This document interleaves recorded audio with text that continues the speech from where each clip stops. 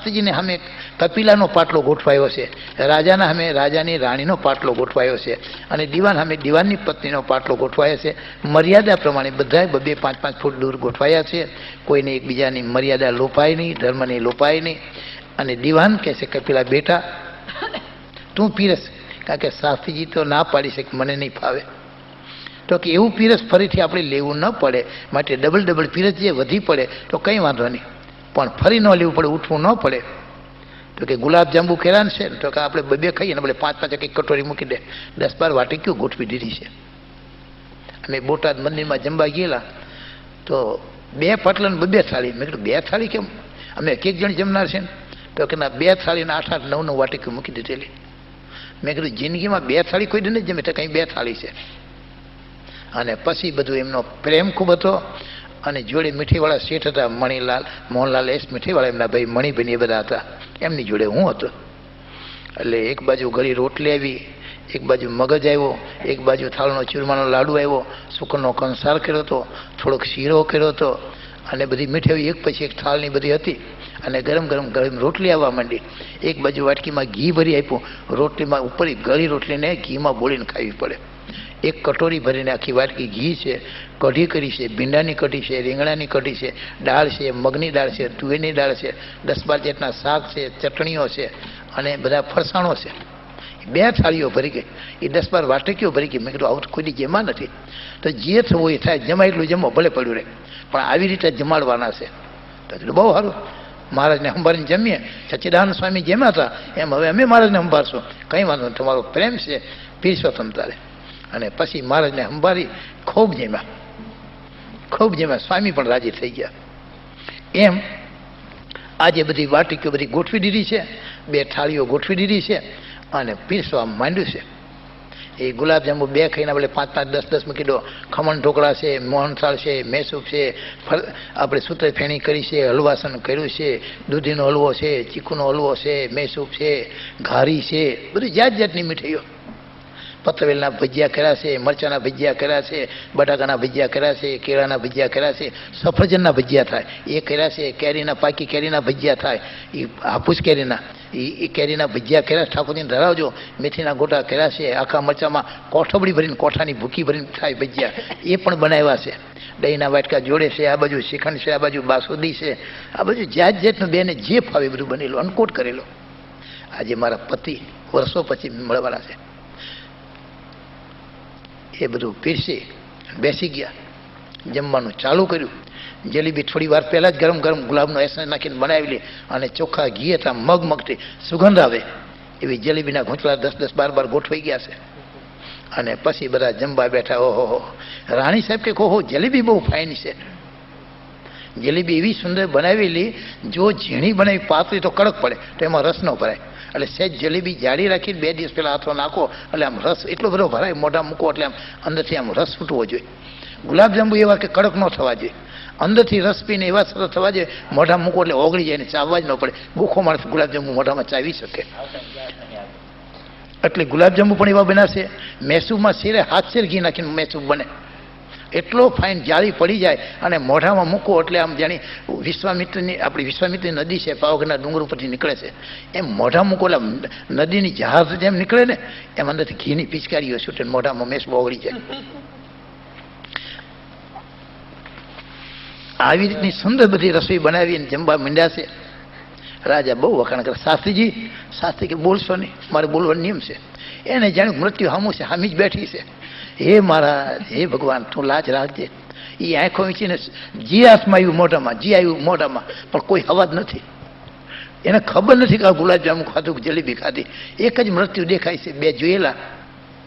દીવાનની રાણી કહે છે ઓહો ખમણ કેટલા ફાઇન બન્યા છે. રાણી કે પતવેલી હારા છે, એની જોડે ચટણી કેવી સરસ છે, બહુ સરસ. આંબલીની ચટણી કરેલી, મેં ખજૂર બજૂર નાખીને તલ વાટી નાખો, આપણે કોપરાનું છીણ, બહુ સરસ ચટણી બનેલી, બહુ સરસ છે. આમ બધા વખાણતા જ જાય છે, અને કોઈ પાછું વાળીને જોતા જ નથી. કેટલું જમાયું નક્કી ન થયું. ખૂબ જેમાં તારે કે હવે બસ રાખો. પાછળથી મજાની એક બાજુ દાળ હતી તુવેરની, મગની દાળ સરસ મજાની બની હતી, ધાણા મરચાં આદું નાખીને. મગની દાળમાં કોઈ દી ગોળ ન ખાય, એને જીરાનો રહીનો વઘાર કરાય. તુવેરની દાળને આખા મરચાંનો વઘાર કરાય ને રહી મીઠી કરાય. પણ જોડે કઢી પણ કરેલી, જે જમવું હોય. રાજા ખૂબ રાજી થઈ ગયા છો રસોઈ, આનું નામ રસોઈ કહેવાય. રાણી સાહેબને કે જુઓ કોઈ દી જેમાસ આવી તો આવી જિંદગીમાં નથી જેમ, સ્વાદ કેવો છે. એ બધા ખૂબ જેમાં છેલ્લે બધા જમી રહ્યા. તો છેલ્લે પછી પાપડ આવે. એ દાળ ભાતની જોડે પાપડની મજા આવે, પાપડ પણ હતા. એ જમી રહ્યા એટલે પછી શાસ્ત્રીજી મહારાજ બાજુમાં, કૃપાશંકરભાઈ બાજુમાં પાણીનો લોટો હતો. એ હાથ ફેરવા મને આંખ તો વિચેલી જ છે, પણ ખબરથી જોઈ લીધું કે બાજુમાં લોટો છે. એટલે લોટો હાથમાં લઈને છેલ્લે પાણી પીવા ગયા. તો સંતો ને ભગવાનના ભગતને બ્રાહ્મણ પાણી અધ્ધરથી પીવે, મોઢે ન માંડે. એ પાણી જ્યારે પીવા જાય છે અધ્ધરથી, એમાં અહીં ફૂગડી ગઈ. સામે કપિલા બેઠેલી. આ બધા જમે છે પણ એ જમતી નથી. એ તો કે જ્યારે મારા સ્વામીનાથનું મુખ જોઈશ, એમનું મુખારવિંદના દર્શન કરીશ, પછી હું જમીશ. એ કંઈ કણીકો મોઢા મૂકો નથી. પરમાત્માની પ્રાર્થના કરે છે, સ્તુતિ કરે છે. હે પ્રભુ, આજે છેલ્લો મોકો છે, હમણાં ઉઠી જશે પછી મોઢું નહીં જોવાય. આંખો નીચે જ મોઢું કરીને જમતા હતા એક ધારું. પણ કપિલા એમના હમું જોઈ રહી હતી. અને જ્યારે પાણી પીવા ઊંચું મોઢું કર્યું અને આંખો ખુલી ગઈ, એમને કપિલાને જોઈને કપિલા એમને જોયા. કપિલા આનંદમાં આવી વંદન કર્યા છે. આંખમાં પ્રેમના આંસુ આવી ગયા. 6 મહિને મારા પતિનું મુખ જોયું. આમના હાથમાંથી લોટો પડી ગયો, મરી ગયો. હવે 4 આંખો ભેગી થઈ હું મરી જઈશ એમ મનમાં પોતે વિચાર કરવા માંડ્યા. બધા કે શાસ્ત્રીજી શું કરો છો? થાળી પર બેહી રહ્યા જળવત, બોલે નહીં, ચાલે નહીં, હરે નહીં. હમણાં મૃત્યુ આવશે, હમણાં મૃત્યુ આવશે. 5 મિનિટ 10 મિનિટ દીવાનજી પર કેમ બેઠા છો? આને એમ થયું મૃત્યુ કેમ લાવ્યું? 15 મિનિટ થઈ, ચાલો ઉઠો, કેમ બેઠા છો? એટલે પછી એમને ઊભા કર્યા. દીવાનખાનામાં ગયા. ત્યાં પાન, સોપારી, ધાણા દાળ, વરિયાળી, લવિંગ, તજ, એળચી બધા મુખવાસ તૈયાર હતા. એ બધાએ મુખવાસ લીધા. પછી કપિલા ત્યાં આવી, રાણી સાહેબે બોલાવી અને પછી વાતો કરવા લાગ્યા. એટલે શાસ્ત્રી પણ વાતો કરવા લાગ્યા. પોતે બચી ગયા એનો આનંદ છે. એટલે પછી કપિલા જોડે, રાણી સાહેબ જોડે, પેલા દીવાનના પત્ની જોડે, રાજાને બધા ખૂબ આનંદથી વાતો કરવા માંડ્યા. અડધો કલાક બેઠા. રાણી સાહેબ રાજી થઈ ગયા. કપિલાને કે કેમ બેટા? બહુ સારું કર્યું, બહુ સારું કર્યું. હું હૃદયના તમને આશીર્વાદ આપું છું. ભગવાન તમને ખૂબ સુખી કરે. એમ કરીને રાજા, રાણી, દીવાનની પત્ની બધા ઘેર ગયા.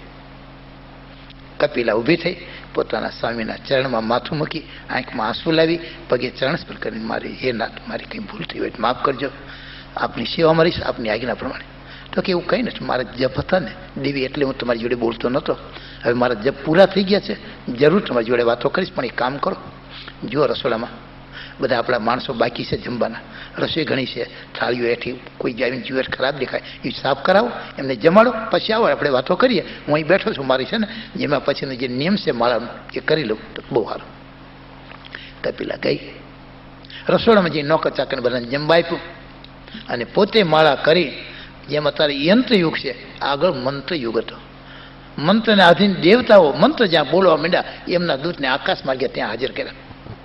અને કૃપાશંકરભાઈ જીવનમાં પહેલા વહેલા તે દી કડક થયા. કોઈ દિવસ કડક નહોતા થયા જીવનમાં. તો કે તમે કેમ મારી મસ્કરી કરી?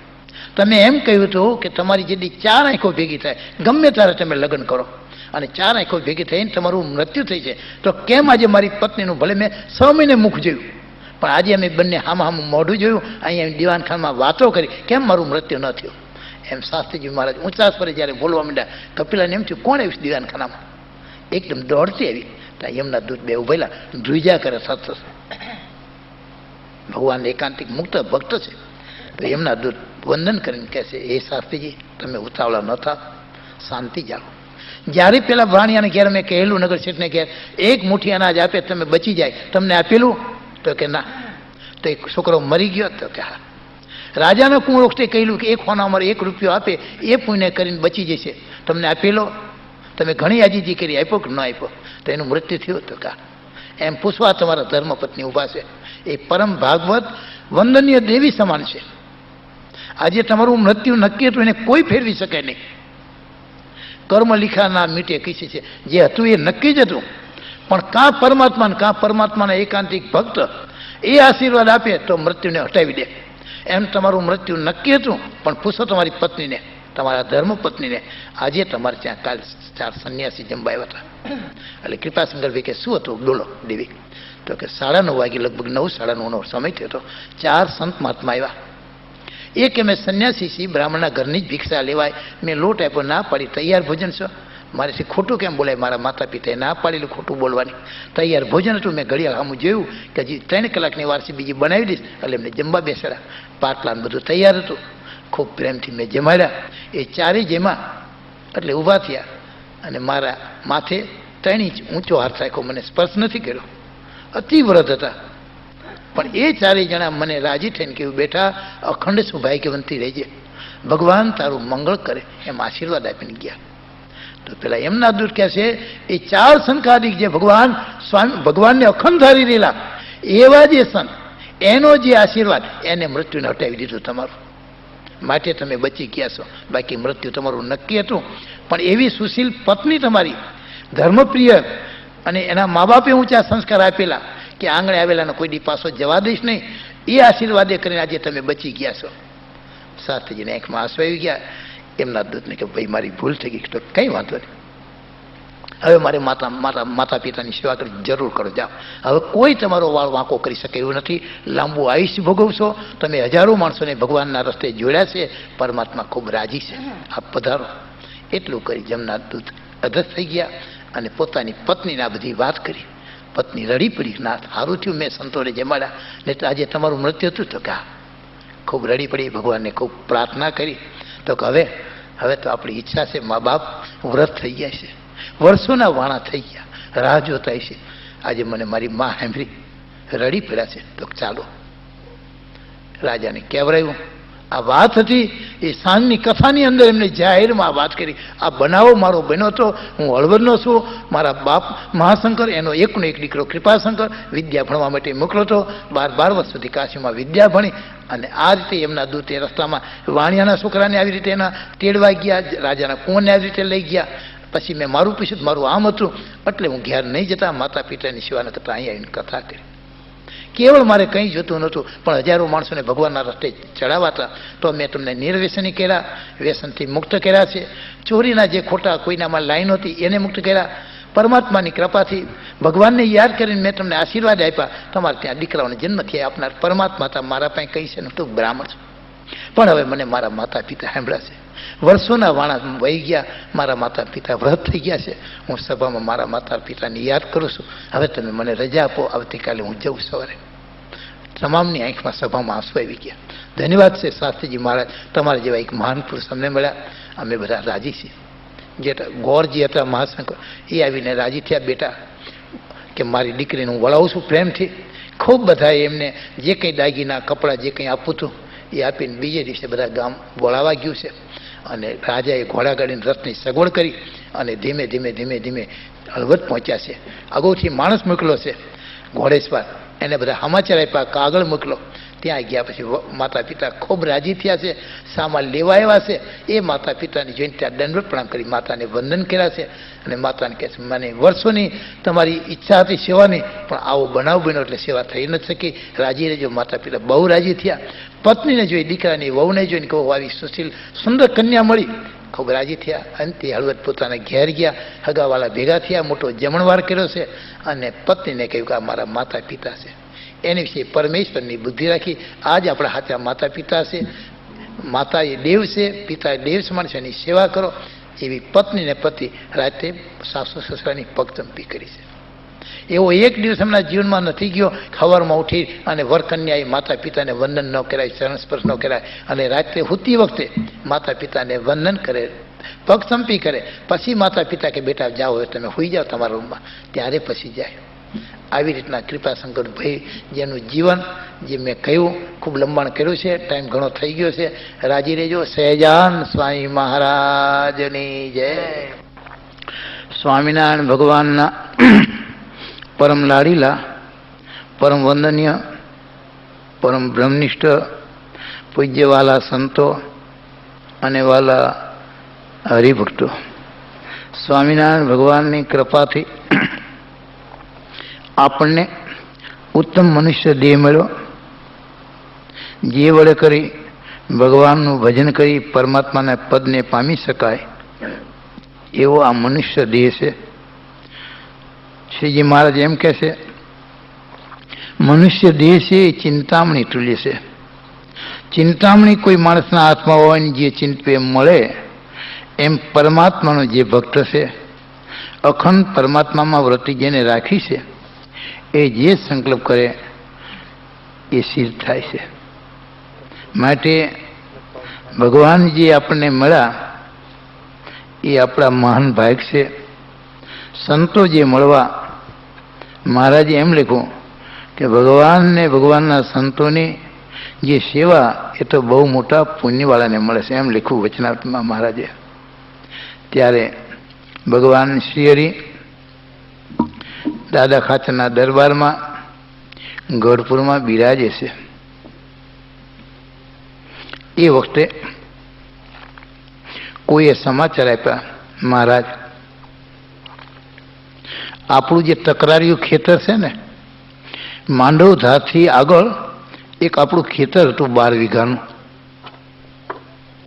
કાયમ દાદા ખાચર એમાં બાજરો વાવે અને બાજરો જ્યારે તૈયાર થાય તો અહીંથી કોઈ ઈર્ષાળુ માણસ બદલીના ભાણ ખાચરને કહેવરાવી દે બાજરો તૈયાર થઈ ગયો છે. મહેનત દાદા ખાચરને એમનો પરિવાર કરે, બાજરો તૈયાર થાય એટલે બદલીવાળા ભાણ ખાચરના માણસો આવી અને બધો બાજરો ડુંડા કાપીને લઈ જાય. મહારાજે આ વાત જ્યારે જાણી છે તો સંતોને કહે, સંતો જેને ત્યાં આપણે રહીએ છીએ, જેને આપણને સર્વસ્વ આપી દીધું છે, હવે એની જ ખેતરનો બાજરો જો કોઈ લઈ જાય તો આપણી ફરજ નથી સાચવવાની? બ્રહ્માનંદ સ્વામી કહે છે કે હા મહારાજ, આપણી તો ફરજ જ છે. તો કેમ કરશું? આપ જેમ કહો એમ કરીએ. બધા સંતો કે અમે તૈયાર છીએ, આપ આજ્ઞા કરો એમ કરીએ. તો મહારાજ કે તમે તો સંત છો, પણ ભગુજી જે છે ને, ભગુજી એ સૂર્યવંશી જે મહારાણા પ્રતાપ થઈ ગયા ને સુરવીર, એવા સુરવીર ભક્તરાજ છે. પરમ એકાંતિક મુક્ત સ્થિતિને પામેલા છે. પોતાનો ઘેરથી સર્વસ્વનો ત્યાગ કરી ભગવાન સ્વામિનારાયણની સેવામાં આવી ગયેલા છે, જેને વીર ભગુજી કહેવાતા હતા. એ ભગુજી જોડે 12 પાર્ષદોને મોકલ્યા છે, 12 પાળા ગયા છે. ભગુજી, મિયાજી, રતનજી વગેરે, 2-4 ચાવડા, ઘણા જે ભક્તો હતા એ બધાને બારીને બાજરો હાચવવા મોકલ્યા છે કે આ વખતે બદલીવાળો ભાણ ખાચર કે એના માણસ બાજરો ન લઈ જાય એનું ખાસ ધ્યાન રાખજો. ભગુજી મહારાજને વંદન કરીને કહે છે કે હે મહારાજ, હવે કોઈ જાતની ચિંતા કરશો ને, અમને આશીર્વાદ આપો. તમામ પાર્ષદો હથિયારો લઈ અને મહારાજના આશીર્વાદ લઈ, સંતોના આશીર્વાદ લઈ ત્યાં ખેતર હાચવવા પહોંચી ગયા છે. આ બાજુ બદલીવાળા ભાણ ખાચરને ખબર પડી કે ભગુજી આવ્યા સાચવવા અને એમના જેવા બીજા 12 પાર્ષદો છે. એટલા ગભરાયા કે આમાં આપણું કંઈ નહીં ચાલે. ભગુજીની એ વખતે આખા કાઠિયાવાડમાં હાક વાગે, કોઈ નામ ન લઈ શકે. અને જેટલી મહારાજ જ્યારે માણકી ઉપર વિરાજમાન થાય તો ભગુજી પાછળ સત્રી લઈને મહારાજને તડકો ન લાગે એવું મોટું સત્ર હતું, એ લઈને ઊભા હોય. જેટલો માણકીનો વેગ એટલો ભગુજીનો વેગ મહારાજની પાછળ દોડે, મહારાજને તાપ ન લાગવા દે. આનું નામ વીર ભગુજી હતા. એ આજે એક હાથમાં ભાલો છે ને બીજા હાથમાં ખુલ્લી તરવારો લઈને ત્યાં ઊભા છે. કોની તાકાત છે આવી જાય, બાજરો લેવા આવે. 12 પાર્ષદો રાત્રિ દિવસ ત્યાં જાગ્યા કરશે. દાદા ખાચરના દરબારમાંથી એમને માટે જમવાનું સવાર સાંજ મોકલાય છે. બદલીવાળો ભાણ વિચારમાં પડી ગયો કે આ વખતે આપણેથી નહીં લેવાય, હવે કેમ કરું? એટલે એને ગામને બધાને ભેગું કર્યું કે આ ભગુજી છે એનું કોઈ મસ્તક કાપીને જો લાવે તો એને 2 હાથીની જમીન આપું. એટલે 1 હાથી એ 50 વીઘા જમીન ગણાય, અને હલ્લાકુડ ગુજરાતમાં કહે છે એવી 100 વીઘા જમીન આપું, 10,000 રૂપિયા રોકડા આપું, મકાન આપું અને એને પેરામણી આપું.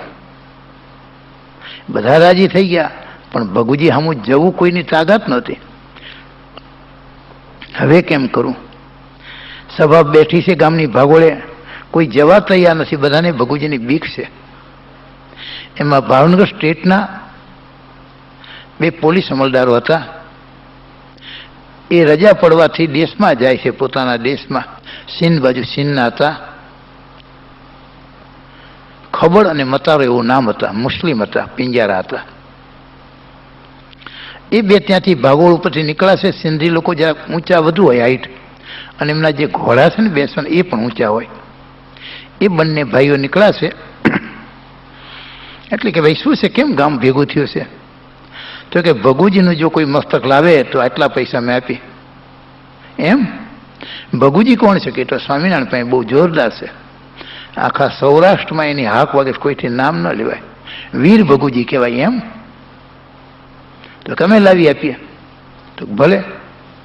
બંને ભાઈ ઉપડ્યા કે અમને દેખાડો કઈ બાજુ છે. તો કે અહીંથી ગરડા જતા વચ્ચે માંડોધાર નામનું ગામ છે, બાજુમાં તકરારીયું ખેતર છે, ત્યાં બાજરો કરેલો છે ને બાજરો હાચવા રહ્યા છે. કાયમ અમે એ બાજરો અહીં લાવતા હતા, પણ આજે ભગુજી હાચવે છે એટલે અમારે લવાય છે નહીં. બદલીવાળો ભાણ ખાતર બહુ જ રાક્ષસ વૃત્તિનો હતો. વડોદરાનો જે દિવાન છે, બાબો દિવાન નામ હતું, આમ તો બાબાજી રાવ હતું. એને એટલું બધું એક વખત અભિમાન આવી લીધું કે મારા જેવો કોઈ બળવાન નથી, એટલે એને વડોદરાથી એક બકરી છૂટી મૂકી. એની ડોકે એક કાગળિયામાં લખ્યું પૂંઠામાં કે આ બાબાની બકરી છે, વડોદરા દિવાન બાબાની બકરી. અને એની પાછળ સુપા માણસો જાય છે, આ બકરીનું કોઈ નામ લેશે તપાસ કરો. પણ બાબા દિવાનની બકરી છે એટલે કોઈ એને પકડી શકતો નથી. બકરી સુંદર સરસ દૂધવાળી હતી, દૂધ દેતી હતી. એમાં ફરતી ફરતી જ્યારે ભડલી ગામની ભાગોળે આવી તો ભડલીવાળો ભાણ મોટા સંતો એમ કહે છે એ બકરીને પતાવી દીધી અને ખાઈ ગયો. જ્યારે બાબાને ખબર પડી કે આ તો ભડલીવાળો આવો ભાણ છે કે રાક્ષસ છે મોટો, એટલે એના પોલીસે જઈને વાત કરી. એમ તો કહેવત હતી કે બાબા તારી બકરીને 2 કરતી જાય, ખરિયા હોતી ખાઈ ગયો ભડલીવાળો ભાણ. આવો રાક્ષસ જેવો ભડલીવાળો ભાણ એ બાબા દિવાનને જ્યારે ખબર પડી કે આવો જોરદાર છે કે હાથ, એ પોતે ત્યાં આવ્યા છે એને મળવા. એને પણ સ્વામિનારાયણની જોડે વેર છે, ભડલીવાળા ભાણ ખાતેને પણ સ્વામિનારાયણ જોડે વેર છે. બંને એક જ વૃત્તિના હતા. એટલે નક્કી કર્યું કે ગમે એમ થાય ભગુજીને હરખ સીધા કરી નાખો, પછી આપણે સ્વામિનારાયણને બરાબર પતાવી દઈશું. તો ખબર ને મતારો આજે ત્યાં આવ્યા છે તકરારિયા ખેતરે. ભગુજીને બધા રાહ જોઈને ઊભા હતા. દૂરથી આવતા જોયા એટલે તરવારો લઈને ઊભા થઈ ગયા. પહેલા લોકોએ પૂછ્યું કે ભગુજી કોણ છે? એટલે 12 પાર્ષદ ઊભા થઈ ગયા કે અમે ભગુજી છીએ. 12 જણ એક બોલ્યા. તો પેલો ખબર કહે છે કે ભાઈ સાચો ભગુજી કોણ? એટલે ભગુજી બીજા બધા કહ્યું તમે બેસી જાઓ, હું ઊભો થઉં છું. એટલે પોતે ભગુજી એકલા ઊભા રહ્યા કે હું ભગુજી છું. એટલે પેલો ખબર ને મતારો હસવા માંડ્યા કે ઓહો આવો ભગુજી. ભગુજીની હાઈટ જરા નીચી હતી અને પેલા પંજાબી ઊંચા હતા. ભગુજી કહે છે એ પિંજારા રણ મેદાનમાં બકબક શું કરે બકરાની પેટે? મરદનો બચ્ચો થઈ જાય, આવી જાય સામો, ખબર પડે કે ભગુજી કોણ છે. તો કે તમે તૈયાર થઈ જાઓ. ભગુજી કે હું તો સત્ય છું, સૂર્યવંશી ઘરાઈશ છું, મારેથી તારા પિંજારો પર ઘા ન થાય, તું ગમે એમ તો પિંજારો છું,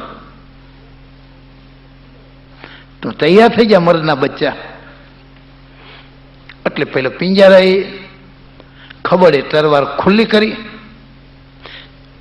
જ્યાં ભગુજી ઉપર ઘા કરવા જાય છે તો માથે જોયું મહારાજે તાંસળી બંધાવી હતી, કાંસાની તાંસળી આવતી આપણા દેશમાં પહેલા, એ માથે બંધાવેલી, ઉપર મોટું પાઘડું બાંધેલું. એટલે માથામાં ઘા થાય એમ હતું નહીં, એટલે અહીંયા જનોય ઘા કર્યો, અડધો ઘા આવી ગયો. પછી ભગુજી કે હવે જોઈ લેતો. માથાનું જે બાંધેલું જે પાઘ હતી એને ખુલ્લી કરી, આ ભાગ જે પોળો થઈ ગયો હતો એને બેવડો બાંધી દીધો. જમણો હાથ કામ લાગે એવો નહોતો કે આ બાજુથી ઘા આવેલો. ડાબા હાથે તૈયાર થઈ ગયા ભગુજી. પાર્ષદોને કંઈ આવો, બીજા બધા પાર્ષદોને બોલાવી એમની મદદથી પોતાની ઘોડી ઉપર ઊભા થયા અને ડાબા હાથે તરવાર લઈ જય સ્વામિનારાયણ કરીને જે તરવાર મારી એક ગાયે એ ખબર અને એની ઘોડીના બેયના બબે કકડા કરી નાખ્યા. જમણાથી તો વાગેલું છે, અડધો ભાગ ચીરાઈ ગયો છે. તારે પેલો વિચાર કરે છે, પેલું લશ્કર કહે છે કે ડાબા હાથે આટલું વાગ્યું છે ને આટલું કામ કર્યું તો જમણા હાથે તો આપણને બધાને કટકા કરી નાખે, ભાગી ગયા છે બધા જતા રહ્યા. અહીંયા દાદા ખાચરને ખબર પડી સાંજે જ્યારે જમવાનું આપવા આવેલા માણસો તો કે મોટું ઢીંગાણું થયું છે, ભગુજીને ઘા વાગ્યો છે.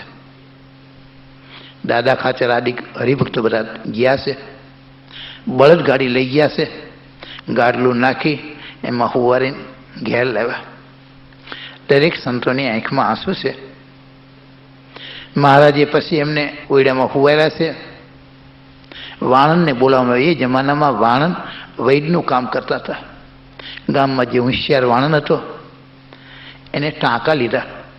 એ જમાનામાં દેશી ટાંકા હતા, આજે મશીન નહોતું, દેશી દવા ચોપડી.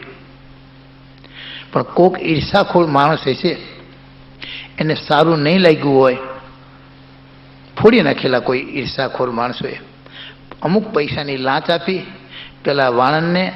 તો હું કહ્યું કે આ તો કબૂતર આવે છે આપણા દેશમાં, કબૂતર, એની જે હંગાર છે એ ચોપડે, એ જે દવા જે ચોપડે છે ને એની અંદર મિક્સચર કરી દે તો કબૂતરની હંગાર બહુ જ કડક હોય. ગમે એવું આપણને ગોમડું થયું હોય, પાકી ગયું ન ફાટે તો એ ચોપડો તરત જ ચામડી ફાડી નાખે, પાસપરું નીકળી જાય. એમ આજે હાંધા મારેલા રૂઝાવા આવ્યું છે, એમાં પેલા વાણંદે દવામાં આ વસ્તુ નાખી દઈ અને પેલી ચોપડી એટલે ટાંકા બધા ફાટી ગયા. ખૂબ દુઃખ થયો. જીવબાને બધાને ખબર પડી છે કે આમના ટાંકા ઉભરાણા છે. ખૂબ દુઃખ છે.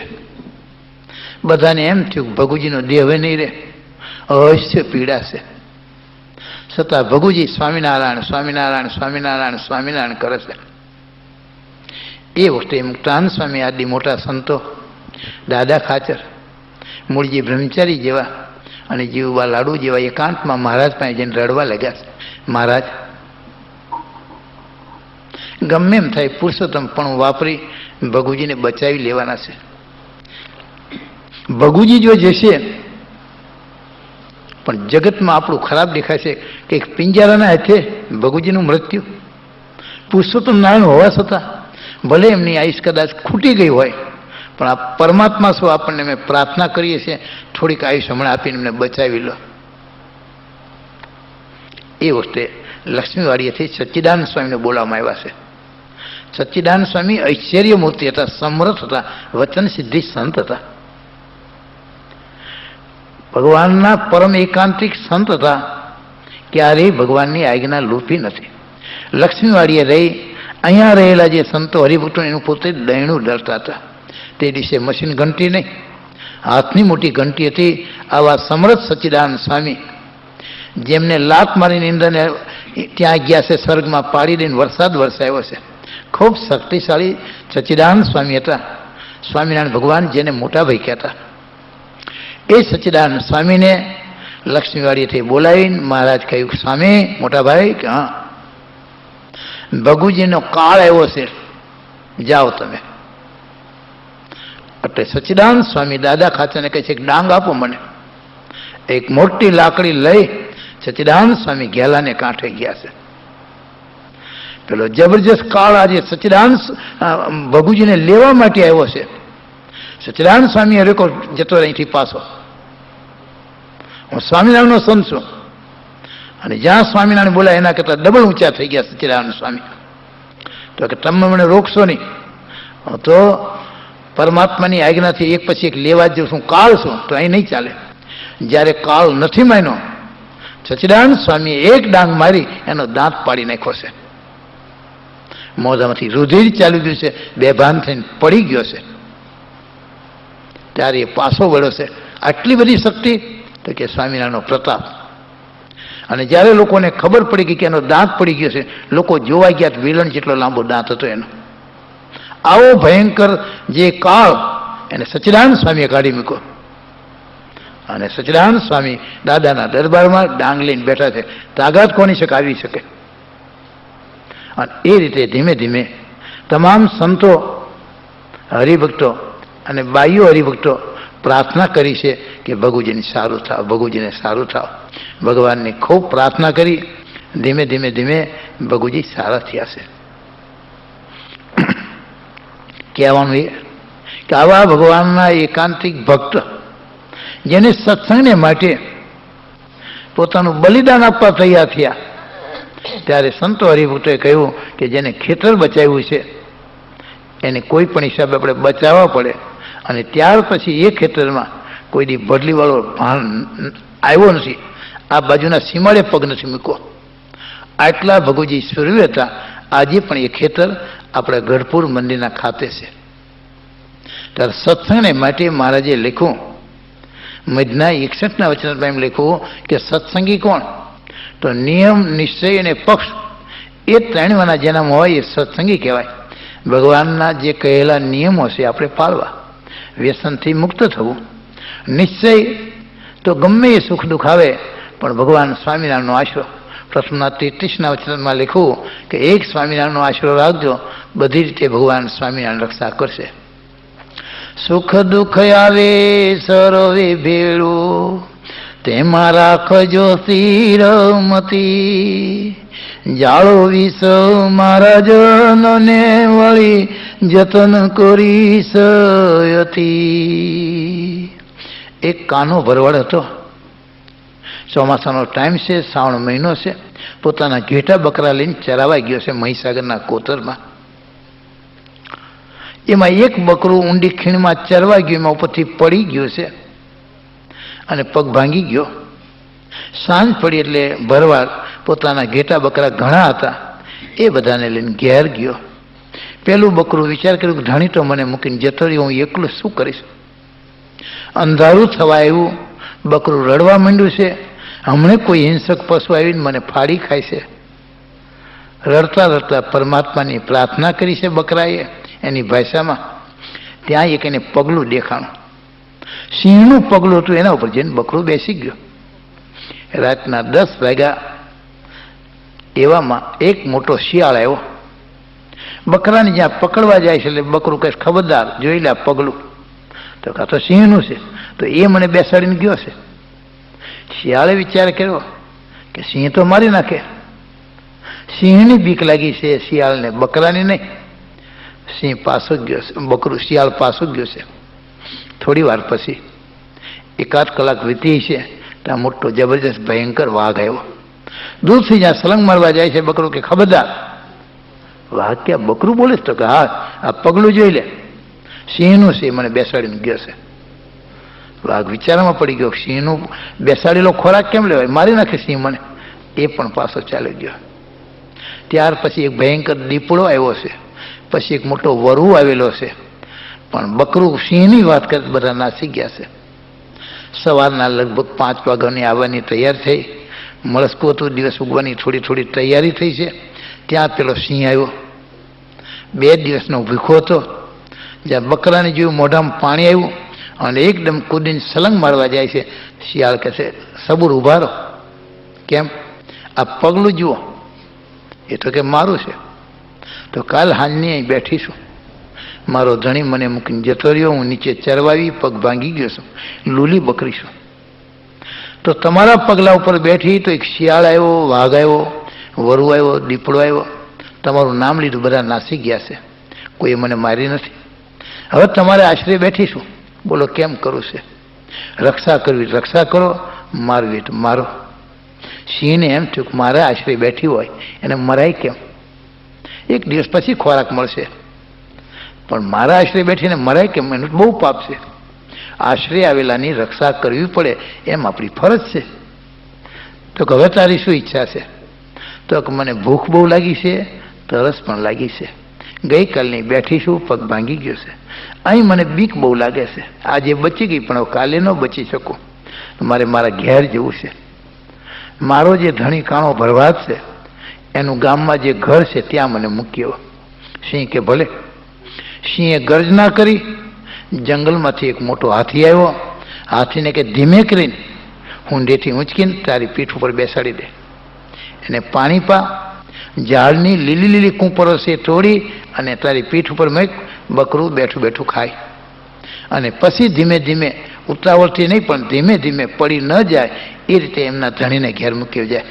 બકરાને સુખેથી એના ઘેર મૂક્યો, બાથી એને પાણી પાયું અને પછી પીઠ ઉપર બેસાડી દીધું છે ઊંડે ઊંચકી. અને ધીમે ધીમે જાય છે. રસ્તામાં જે મોટા મોટા ઝાડ પાન આવ્યા છે એના કૂણા કૂણા જે પાન છે, વનવેલી જે કંઈ છે એ ઊંડેથી તોડીને પીઠ ઉપર મૂકે છે. બકરું બેઠું બેઠું ખાય છે.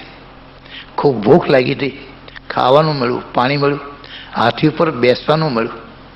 અને ધીમે ધીમે ધીમે ગામમાં એવું લોકો વિચાર કરે છે કે આ શું, હાથી ઉપર બકરું, આ તો કોઈ વરઘોડો નવીન છે. પછી એના ઘર જ્યાં બતાવ્યું છે ત્યાં બકરાને ધીમે કરીને હાથી બેસી જઈને નીચે ઉતાર્યું છે. ત્યારે એ બકરાએ વાત કરી કે સિંહના આશરે બેઠો હતો તો આ મારી રક્ષા થઈ અને હાથી ઉપર બેસીને હું ઘેર આવ્યું. તો સંત પુરુષોએ આ દ્રષ્ટાંતથી એ શીખવાડે છે કે તમે પરમાત્માના આશરે બેસજો. પરમાત્મા સદા સર્વ રીતે તમારી રક્ષા કરશે. રૂપરામ ઠાકર હતા, ઉમરેઠ ગામના બ્રાહ્મણ હતા. ગોપાલ સ્વામીએ કરાવેલો સત્સંગ છે. અતિ પવિત્ર ભૂદેવ હતા. એક વખત વેવીના ગામે લુણાવાડા ગયા છે. લુણાવાડાથી આવતા ગોધરામાં રોકાયા છે. 2 દિવસના રોકાયા. હગાવાલા ખૂબ રાજી થયા. રૂપરામભાઈ ભગવાનના એકાંતિક ભક્ત હતા. બધા રાજી થયા છે. 2 દિવસ કથા વાર્તા કરી છે. પછી રૂપરામભાઈ કે હવે હું ઘેર જાઉં.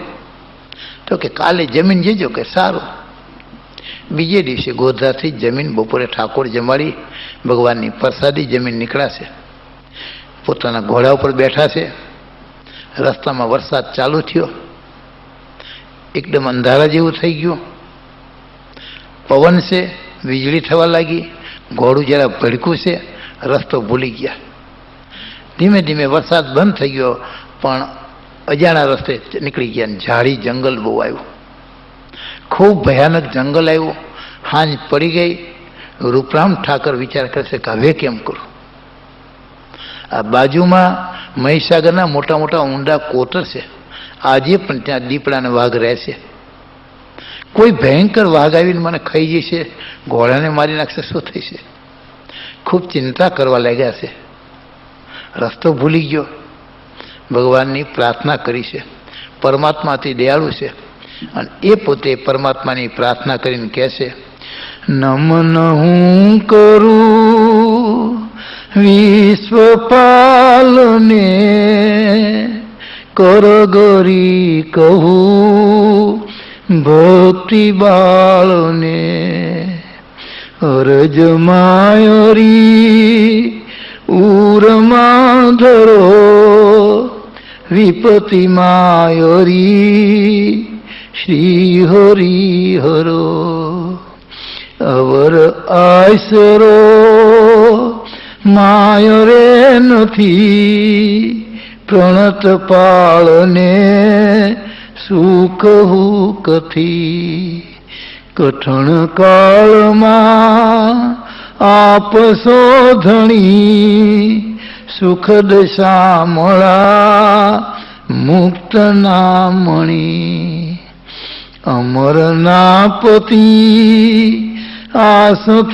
આસતાયરી, રસિક રાખજો લાજ માયરી, અધિક ત્રાસને તોડી નાખજો, નારાયણ દાસને પાસ રાખજો. ભગવાનની પ્રાર્થના કરવા લાગ્યા. આંખમાં આંસુ આવી ગયા છે.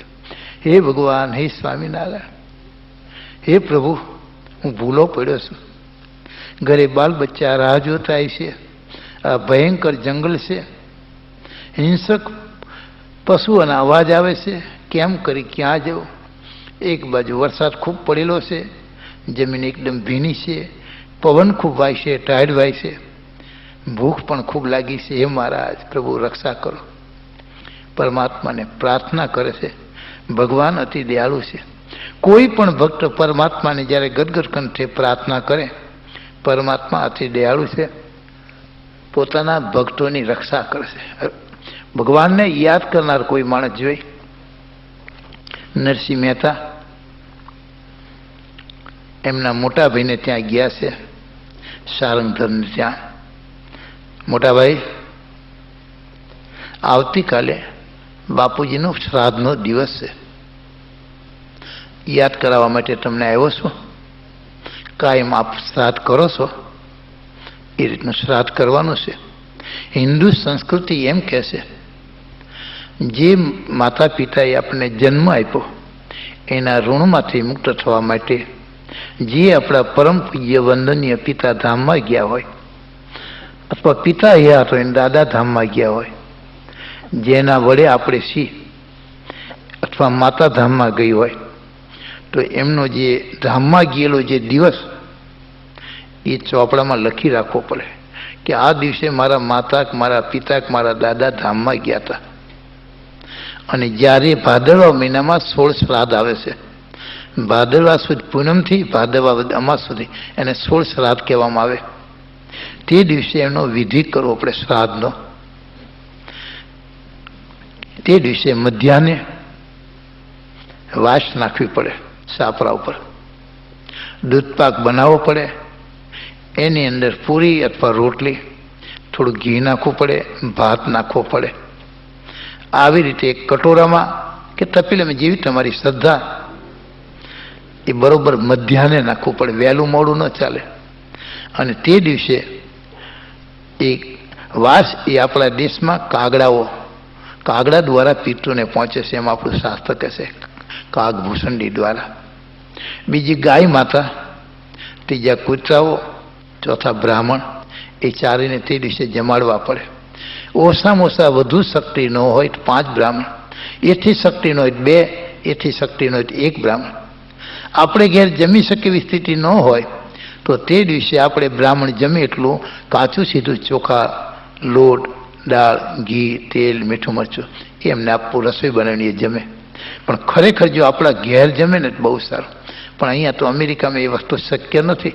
આ તો ઇન્ડિયા માટે વાત કરું છું. અને તે દિવસે ગાય માતા, 33 કરોડ દેવતાનો જેમાં નિવાસ છે એવી ગાય માતાને પણ તે દિવસે જે કંઈ આપણે બનાવ્યું હોય એ થોડોક 1 ભાગ એમને આપવો, 1 ભાગ કૂતરાને આપવો. આ બધું જે વડે કરી જે પિતૃઓ આપણા જે છે જે લોકમાં ગયા હોય ત્યાં ભગવાનના ભક્ત છે તો ભગવાનના ધામમાં જ છે. પણ જગતના કોઈ માણસો છે એના વડીલો ધામમાં ગયા હોય અને એ બિચારા બીજા કોઈ લોકમાં હોય, તો જે દિવસે આ વાસ નાખવામાં આવે છે તો શાસ્ત્રકારો એમ કહે છે તે દિવસે એમને ઉત્તમમાં ઉત્તમ ત્યાંનું જે ભોજન ગણાય એ એમને મળે છે. અને એ ભોજન જમીન તૃપ્ત થાય છે. અને એટલા બધા રાજી થઈ તે દિવસે આશીર્વાદ આપે છે પરિવારને. અને પિતૃ રાજી થાય તો તમને એ આશીર્વાદ મળે, તમે સુખી થાવ. તમારા બાળ બચ્ચામાં, વડીલોમાં, પત્નીમાં, બાળકોમાં કોઈ રોગની તકલીફ હોય તે દૂર થાય, વસ્તીનો વધારો થાય. મોક્ષ સ્વામિનારાયણ કરે, મોક્ષ પિતૃ પાસે નથી, પણ પોતાના પરિવારને સુખી કરે એટલી એના પાસે શક્તિ કરી. આ એક શાસ્ત્રનો મત છે. એટલા માટે આ શ્રાદ્ધ કરવાનું. તો આજે નરસિંહ મહેતા મોટા ભાઈને કહે છે, ભાઈ તમારો હક છે મોટા ભાઈ તરીકે પિતાનું શ્રાદ્ધ કરવું. અને મોટા ભાઈ ન કરે, 4-5 ભાઈઓ હોય સૌથી નાના કરે, એમની શ્રદ્ધાનો એટલે ગમે એ કરે, બધા ભાઈઓ ભેગા થઈને જમે. વડીલ જે પરિવારના છે એ રાજી થાય કે આજે બધા દીકરા મારો પરિવાર ભેગો થયો છે, આશીર્વાદ આપે. માટે કુટુંબમાં ક્યારેય કુસુમ નહીં કરવો, ક્યારેય ક્લેશની એકતા રાખજો. જે એકતા વડે કરી વડીલો આપણને રાજી થાય છે. અને દુઃખ થાય કે મારા છોકરાઓ જુદા જુદા છે, એક ભેગા બેસીને જમતા નથી, એને દુઃખ થાય છે. એ દુઃખ એને થાય, આપણે સુખી ન થાય. માટે એકતાની બહુ જરૂર છે.